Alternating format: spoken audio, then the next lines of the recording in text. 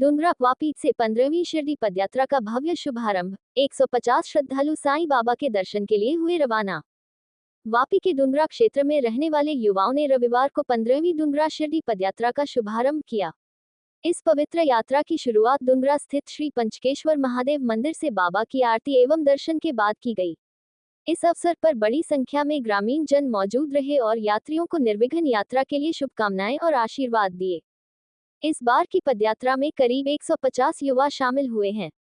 यात्रा का शुभारंभ गांव के प्रमुख समाज सेवियों एवं दाताओं दर्पण देसाई, दीपक पटेल, परेश देसाई आदि के कर कमलों से साईं बाबा की पालकी सुपुर्द कर किया गया।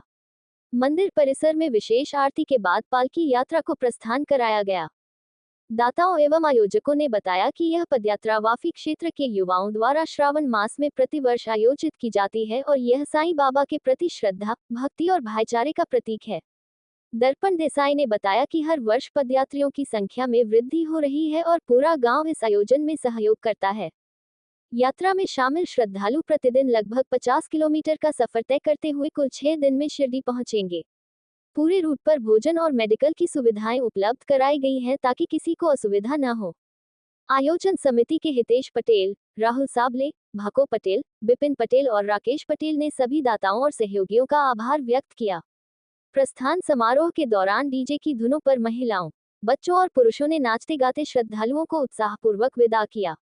ये पवित्र पदयात्रा न केवल साईं बाबा के प्रति श्रद्धा का भाव है, बल्कि गांव की एकता, भक्ति और सामाजिक समरसता का संदेश भी देती है। श्री पंचकेश्वर महादेव के समक्ष प्रार्थना की गई कि यह यात्रा सफलतापूर्वक संपन्न हो और सभी की मनोकामनाएं पूर्ण हो।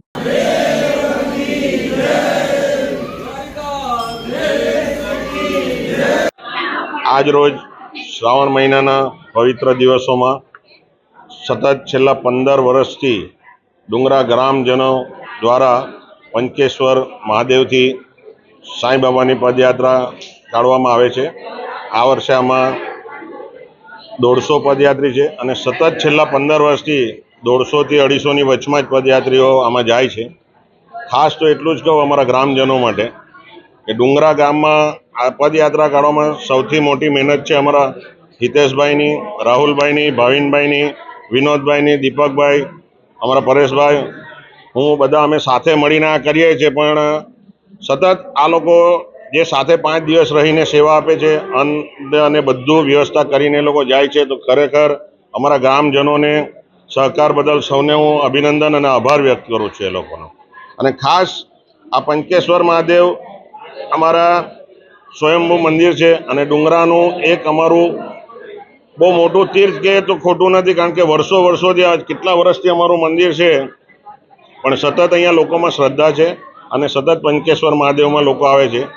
અને અમારા ગ્રામજનો માટે હું કહીશ, ઓલવેઝ અમારો કોઈ બી તહેવાર હોય, શ્રાવણ મહિનો હોય, દિવાળી હોય, એ છતાં મુસ્લિમ લોકોના બી રમજાન મહિનામાં બી ડુંગરામાં જે એકતાનું પ્રતીક છે એ ઓલવેઝ આ પ્રતીક બની રહે એવી હું સૌને શુભેચ્છા આપું છું અને લાગણી વ્યક્ત કરું છું। અને આ પદયાત્રીઓ સારી રીતે એ લોકોની યાત્રા પૂરી થાય એવી શુભેચ્છા પાઠવું। પ્રથમ તો હું અમારા ગામના નવયુવાન બાળકોને અભિનંદન આપીશ। છેલ્લા 15 વર્ષથી એક આસ્થારૂપી શ્રદ્ધા લઈને પગપાળા ડુંગરાથી શિરડી પ્રવાસે જઈ રહ્યા છે, એમને ખૂબ શુભેચ્છા આપું છું। પંચકેશ્વર દાદાને પ્રાર્થના કરું કે એમને કોઈ પણ પ્રકારનું વિઘ્ન ન આવે અને એમની આ યાત્રા સુખરૂપે સંપન્ન થાય। એક ગામની અંદર એકતા અને ગામ લોકોની સુખાકારી માટે આ યુવાનો પ્રયત્ન કરી રહ્યા છે। પંચકેશ્વર દાદાના આશીર્વાદ અને વડીલોના આશીર્વાદ લઈને લોકો નીકળે છે અને એમને ખૂબ અતૂટ વિશ્વાસ છે શિરડી સાંઈ બાબામાં। અમારા તરફથી એમને ખૂબ શુભેચ્છા પાઠવીએ છીએ। આજે ડુંગરા ગામની અંદર પંચકેશ્વર મહાદેવ મંદિર આયોજિત ડુંગરાથી શિરડીની જે પદયાત્રા થઈ રહી છે તે બદલ સૌપ્રથમ તો હું આ તમામ આયોજકોને સતત 15 વર્ષથી સફળતાપૂર્વક આ પદયાત્રાનું આયોજન કરે છે તે બદલ હિતેશ, રાહુલભાઈ તથા એની સમગ્ર ટીમને ખૂબ ખૂબ અભિનંદન આપું છું। કારણ કે કોઈપણ કાર્યની શરૂઆત કરવી એ ખૂબ જ આસાન છે, પરંતુ એને સફળતાપૂર્વક 15 વર્ષ સુધી કોઈપણ જાતના વિઘ્ન વગર લોકોને સાથે રાખીને અને ધાર્મિક ભાવના સાથે આ પદયાત્રા થાય છે તે બદલ ખૂબ ખૂબ એમને અભિનંદન આપું છું અને આશા રાખું છું કે વર્ષો સુધી આ પ્રકારનું એ લોકો આયોજન કરતા રહે અને અમારા ગામમાં એકતા સંગઠન મજબૂત રહે।